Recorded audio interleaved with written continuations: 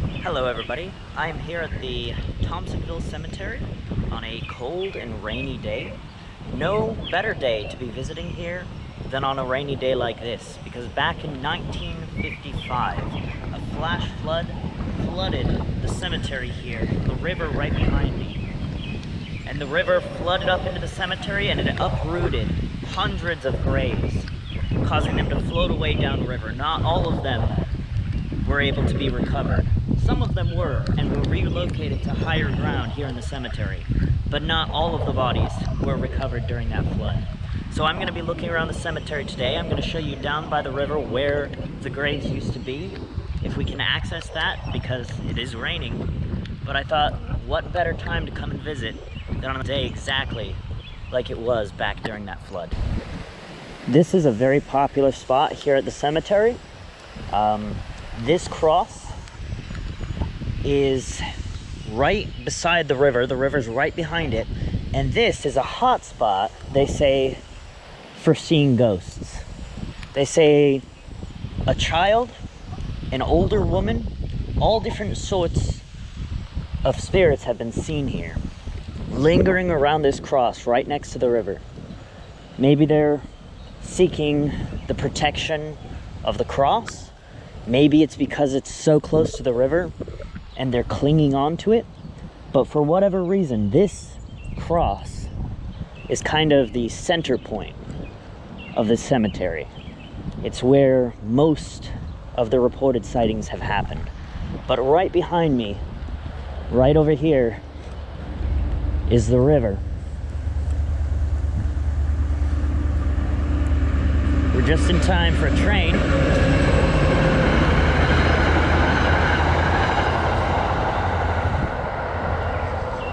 Just in time for a train to go by.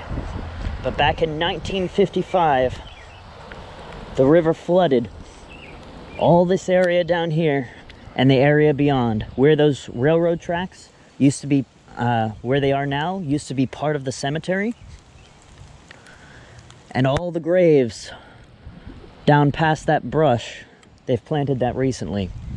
Everything beyond that got washed away down into the river. Hundreds of graves, they estimate over 300 graves, got washed down into the river. And that's just from this cemetery. This isn't the only cemetery that was affected by the 1955 flood. But this cemetery, whatever graves remain here, are survivors from that flood. Graves as old as 1914, probably older than that too. That's just what we're seeing right here. But these are the graves fortunate enough to have survived, or that had been relocated afterwards. Who knows how many of these the flood actually took out. I'm being careful not to step on the stones. Try to be respectful. 1918. We've got one from 1982, so this one's more recent. This was put here after the flood. So these guys were located here afterwards. So many old stones. I'm not sure how old they go back, but it's an old cemetery. It's sad because so many people's final resting places got disturbed unnecessarily. Who knows how many grieving spirits that can stir up just by disturbing their resting places. That river, they say it rose over 19 inches, and it's actually a lot lower right now than it usually is. But that would have come up onto the shore, and it just caused so much of the earth to come loose and wash away, taking hundreds of graves with it.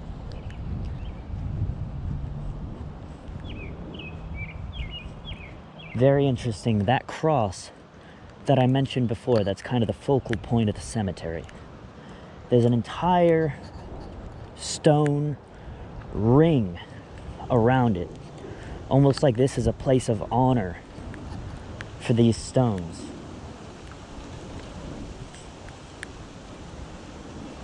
All different names, but there's a Catholic church nearby. These could be members of that Catholic church, But all around the perimeter of this cross and this area is a stone circle. Fascinating.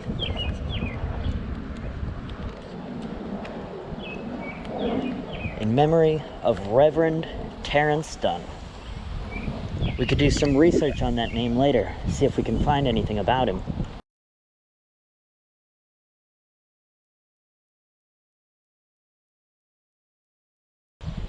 It's really cold today. I wasn't prepared for it to be this cold. But it's been raining constantly. And what better reminder of this place than similar conditions to where that flood started. There we go, there's an old one. Died 1862. Civil War. Another Civil War grave. No date on it. This grave, that name on it, that's a very popular family here. It's one of the largest families in this area. So a lot of family members together here, even in death, close togetherness, which is important, which is why it's also so devastating when graves get washed away into the river. Who knows how many families were separated, how many couples were separated from their partners, who were supposed to be together in death, just walk. World War II. A lot of war graves here. A lot of violent memories, a lot of violent deaths. Oh, hang on. Can't let that touch the ground. This stone here. And it's carved in with what's supposed to look like a log on the top. And ironically, a tree has grown up and pushed away the stone. Fascinating. Oh, it's freezing out here. Alright, I might have to call it a night here, or a day. I don't know what time it is.